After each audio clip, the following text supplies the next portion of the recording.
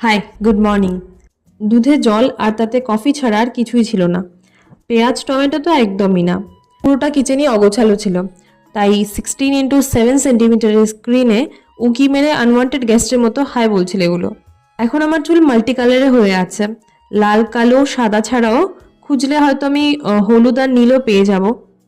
এরকম আসামি সেজে অফিস যাচ্ছিলাম, কারণ ভেজা চুলে ধুলো লাগলে সেটা নাকি অধিক ড্যামেজ করবে। যদিও আমার সাতকরক ধুলোর টেস্ট আইডেন্টিফাই করতে শিখে গেছে এখন। এই পাথরগুলোকে রাস্তা থেকে তুলে এনেছিলাম অফিস যাওয়ার পথে। পরে সেটাতে আঁকার চেষ্টা করলাম, অ্যাটলিস্ট কিছু একটা তো হয়েই যাবে ভেবে। ভালো বা খারাপ, সর্বাধিক ব্যাকলেশ আমি হয়তো আমার বাড়ি থেকেই ফেস করব এই মুহূর্তে।